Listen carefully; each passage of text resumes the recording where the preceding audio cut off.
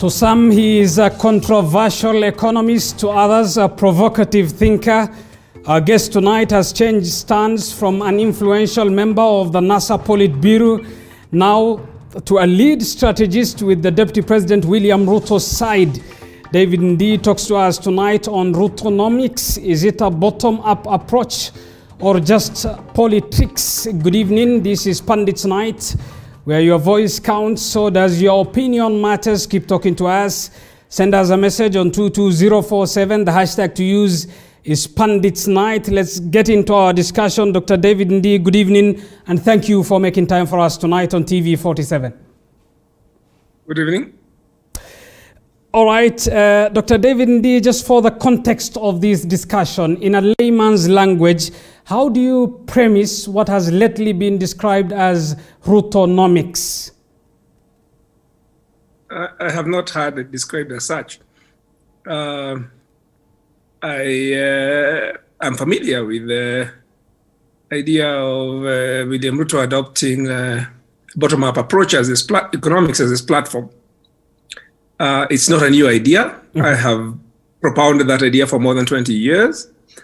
I have pointed out on a couple of occasions that, probably more than 2 years ago, that is a platform that I would endorse.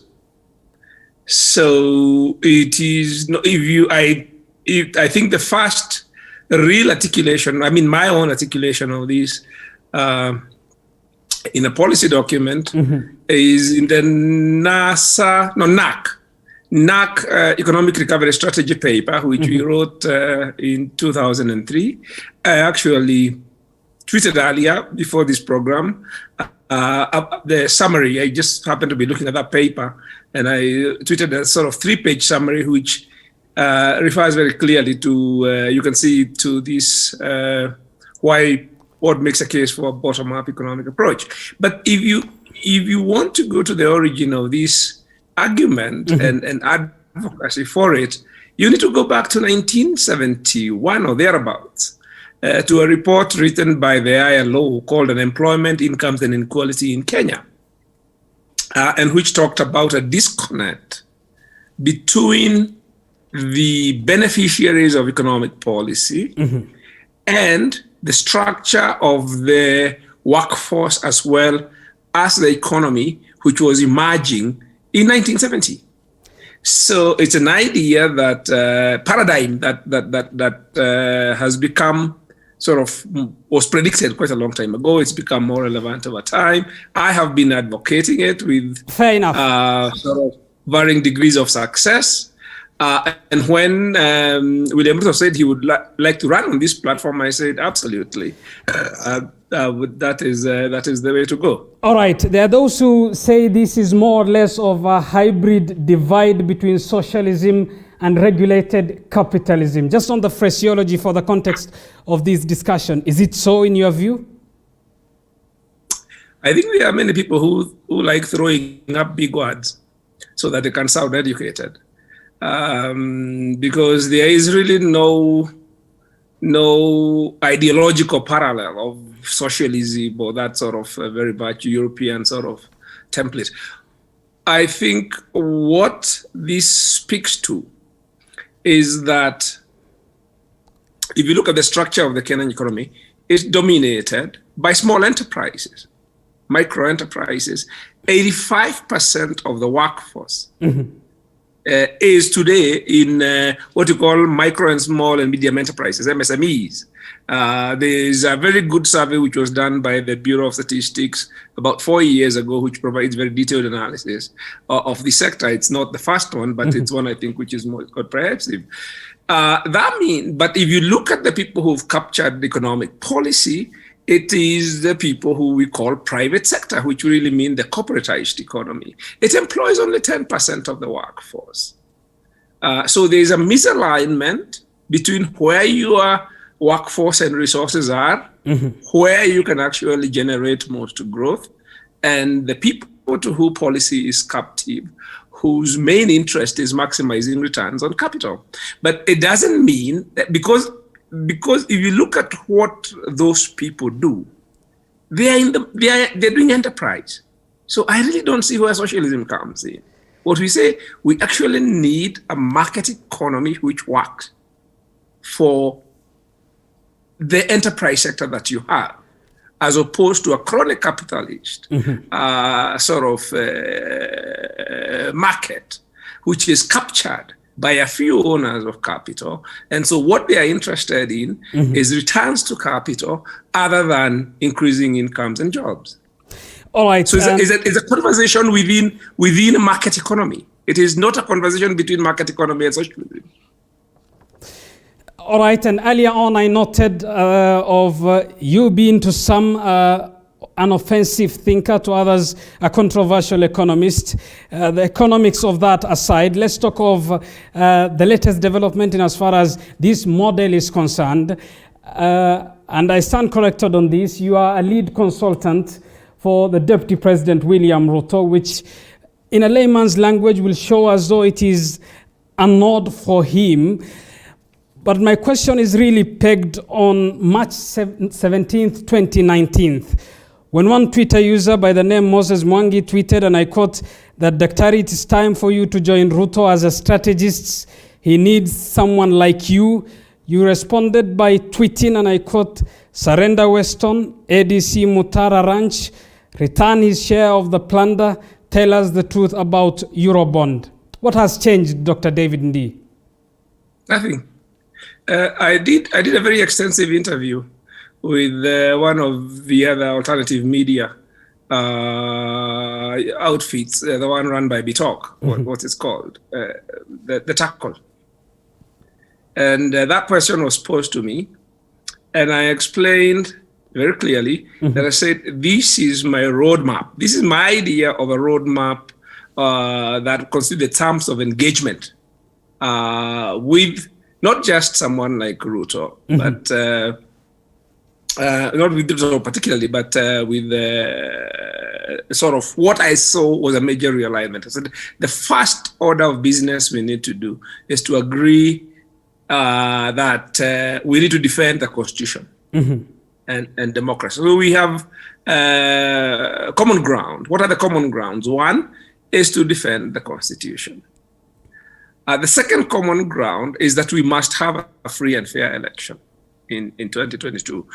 We have a very serious problem in this country. I think the most fundamental political problem in this country, and also undermines the economy, is electoral failure. So another common ground, potential common ground, is electoral failure, is meeting ground that on level playing field. And on those things, it doesn't matter what somebody's history is. I have my own history, my own baggage. We might disagree on everything else, but there are some common grounds that people living in the same society. Fair enough, Dr. Ndii. Let me interject you at that point. Fair enough that you have pointed to the common grounds. My question was in relation to what seemed as though they were ultimatums of you working with the Deputy President as I was per getting the to request. that.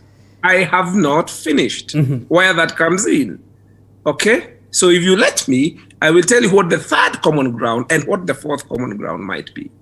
The third common ground was a common question on past corruption, which is what I was coming to.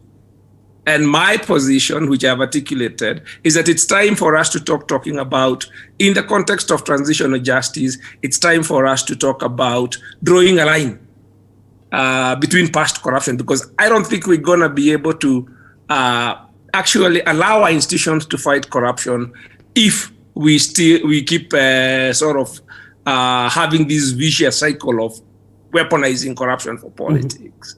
I said, if we can agree, and I am for an amnesty on past corruption on everyone, including Ruto and everybody, for reasons that I have explained. And if we can agree on that, then we can talk about potential for cooperating on elections. That remains my position. That's whatever. But it's not been taken up by the people I think that should push that agenda. So when William Ruto asked me not too long ago whether I can help him to structure political engagement and conversations around his platform, we have collaborated, by the way. I have no fear to say that very clearly on the question of how we can defend the Constitution from the current assault of BBI and other things.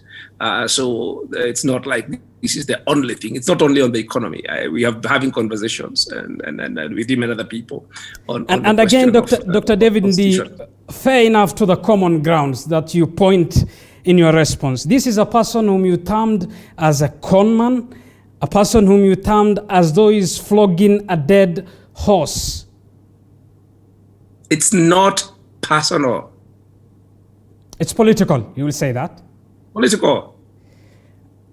And given then that some of the reasons you cited then were economics, that's more than political. Pardon me? Given that some of the reasons you cited back then, such as the surrendering of Weston and the return of Eurobond, are more economics, that's more than politics, Dr. Ndii. I was putting up, those are not economics. I think you are misunderstanding economics. I was trying to put an agenda on the table under what terms, because this, by the way, is something we even put on the table. I remember us trying to push this agenda when Moi was living. Mm-hmm. Because what happens is when you have transitions and you have people who have got corruption issues, and you have other people who want to come in power and they fear that they will go after them for political reasons, you end up with this cycle. Yeah, and you do not deal with the problem. Mm-hmm. I believe time has come for us, if we are going to allow our institutions that are supposed to fight corruption to be independent. Yeah, mm-hmm. For us to draw a line with past corruption, because as long as we have powerful people with skeletons in their closets, it doesn't matter which ones. Like now, even if some angel sort of come from somewhere and take over government, I can tell you they will not be able to fight corruption, mm-hmm. because corruption will fight back, mm-hmm. and it has captured those institutions. It's a conversation we need to have. I keep pushing it, but we have people who think that you can stand on moral pedestals and deal with these things. All the people I have worked in the past, Mwai Kibaki, Raila Odinga, the NASA principles, they have corruption baggage. We had, when NARC merged with Saitoti, with Kanu, we ended up with people like Saitoti and other people who had golden bag corruption baggage. Mm-hmm. So I really don't see what it is that people are making a big fuss about. I suppose they are making William Ruto is not unique.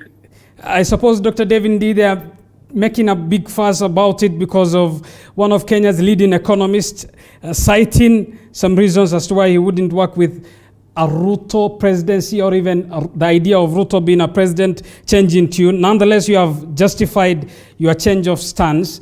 It's my bloody personal politics. It's not their politics.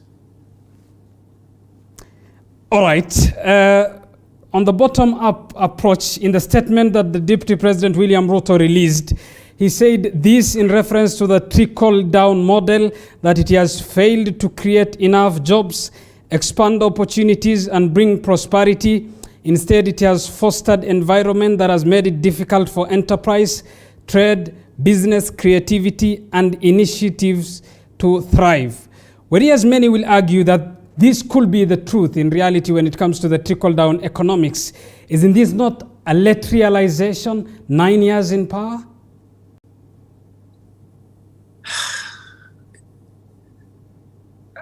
I don't, people talk about Mwai Kibaki and how there was sort of big economic change during his presidency.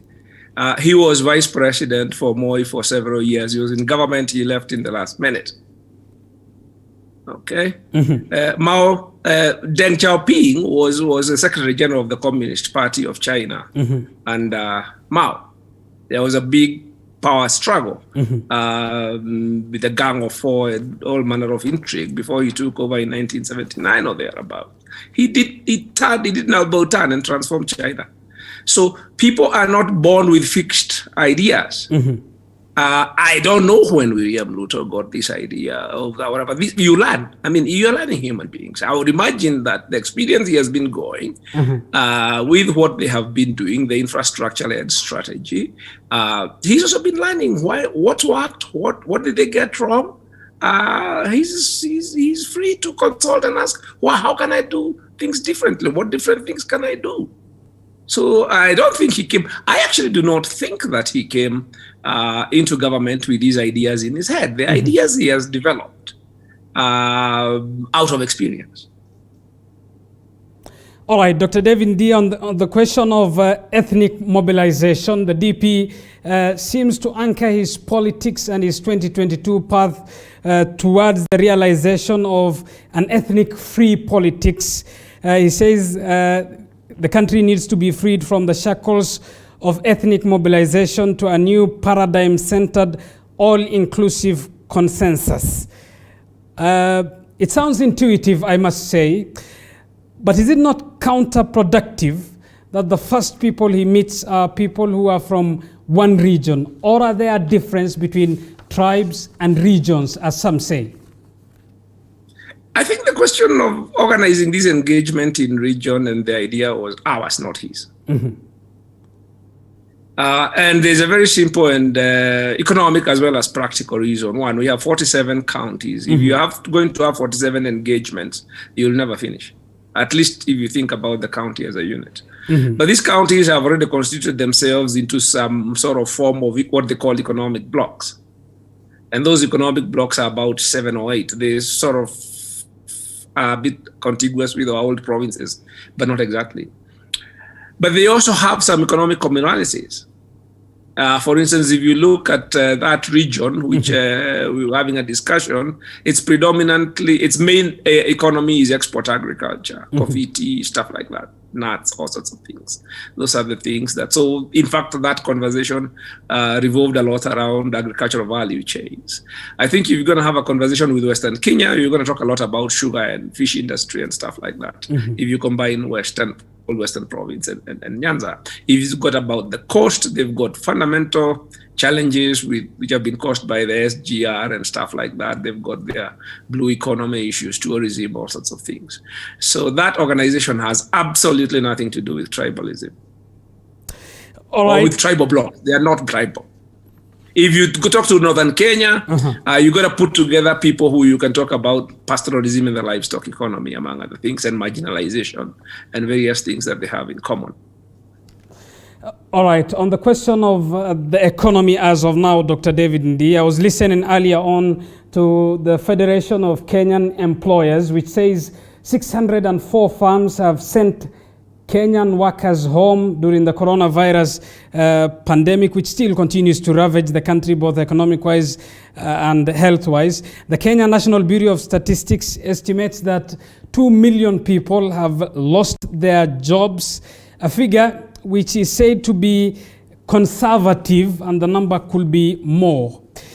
Futuristically, in a Ruto presidency, what will be the main ideals? What will be the main factors on the table for now? I have no idea.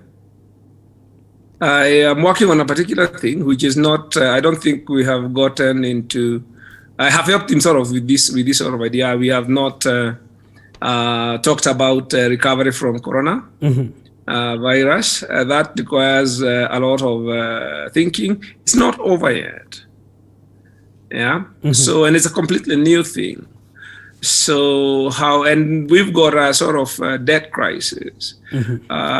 We have borrowed huge amounts of money in the name of coronavirus sort of shock adjustment. I don't know what we've done with it, but that's sort of something down the road. I had my thoughts about how we should have gone about it. We did not do it that way. I wrote an open letter to the president in April of 2020. My advice was not taken. It's what many other countries have done to cushion themselves. We didn't do it. So that's a big problem, but I haven't put my mind to it. I have many things on my plate. All right, keep talking to us. Send us a message on 22047. The hashtag to use is Pundits Night. As a viewer, remember your voice matters, so does your opinion counts. Be part of this discussion. We are making sense of the bottom-up approach model of economics. We are making sense of the country's politics and realignments as well ahead of 2022. Of course, our guest tonight, just a reminder, is Dr. David Ndii. Time for us to take a short break. We still have some time. We'll be back after this break. Stay tuned.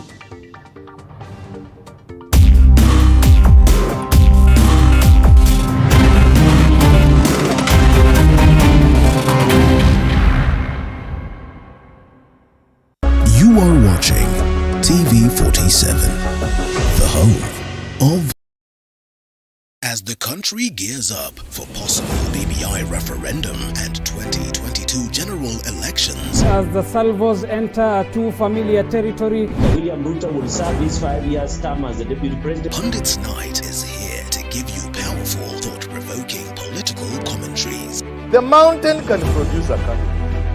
give Moses Kuria a chance to respond. Let me ask you this. Are you not taking advantage of first my situation? You talk about the people with the ultimate power. Kikuyus will vote for somebody from outside their community to be the next president of this country.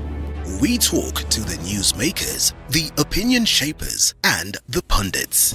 Fair enough. I believe that part so that I don't lose. As we dissect everything you need to know to make an informed decision.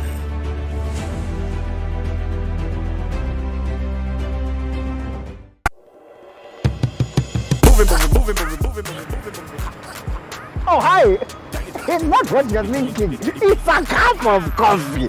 Coffee, movie. Together, coffee with movie. Every Sunday, 8 p.m. on TV 47, where we bring you interesting, enticing people. Well, we've concentrated on musicians. Yeah. Producers. So now I manage because telemanagement and events management I think was my passion. Right about now, we want to go beyond to the counties and to other countries. Out here, let the sun stand still like Joshua time for 3 hours, but this time for only 1 hour. We bring you coffee with movie, interesting, enticing guests. Out here, tunaweza anza tuna Mombasa, Kisumu, Nakuru, twende Uganda, Magufuli Land, TZ, you never know. It is coffee with movie. Jua unaweza enda sasa.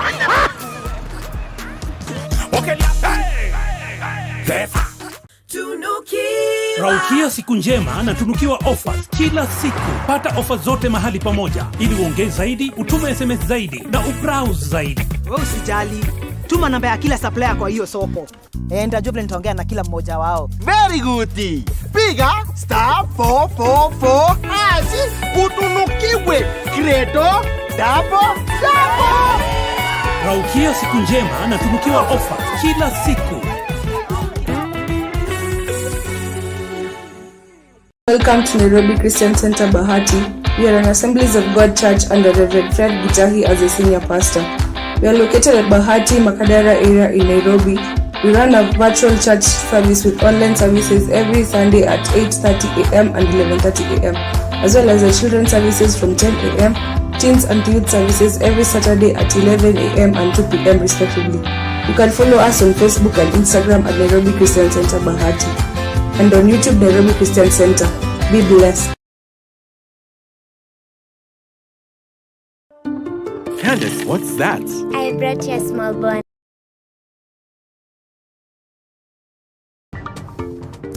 Welcome back to Pundits Night. Keep talking to us. Send us a message on 22047. The hashtag to use is Pundits Night. Our guest tonight is Dr. David Ndii. Because of the interest of time, let me ask this one final question. Dr. Ndii, and this question is on inequality in Kenya. I was going through some data which showed that 0.1% of Kenyans own more wealth than 99% of the population. As we finalize this discussion, how can Kenya bridge that gap? Okay, it is clear that many of us are not paying attention to what bottom-up is about, because that is what it's about. Otherwise, you would not ask that question. But in a nutshell, the poor in Kenya are two groups of people. One we call resource-poor farmers, mostly in the areas that don't have a lot of people, especially good rainfall and that sort of stuff. And the other group is youth in the informal sector who couldn't get sort of jobs. They're doing informal sector things and they don't have capital. That number is the one we put in that discussion in that paper of about 10 million people. So if you want to do that, for the farmers, you need to raise their productivity because they already have one resource, which is land, and they are farming. So the problem is that we have not invested in raising their productivity in terms of particularly improved seeds and all sorts of modern agriculture sort of things, which are well known, and very few actually on-farm investments. For the 10 million youth in the informal sector, we can begin by not criminalizing their economic activities like the hawkers, so that they can actually be able to run at least earn some living income without being chased around by the authorities, small things like that. But more fundamentally, they need sort of support in terms of capital, and sectors where on the demand side, we can actually stimulate demand so that the goods and services that they can produce actually have a market. And that's what we are saying in the bottom up. So you do that by raising the people at the bottom. It is actually not about redistributing income from the people at the top. Let me be very clear about that. So bottom-up strategy, if you're people who are thinking socialism and all that sort of stuff would begin to talk about redistribution, we are not talking about redistribution. We are talking about uplifting.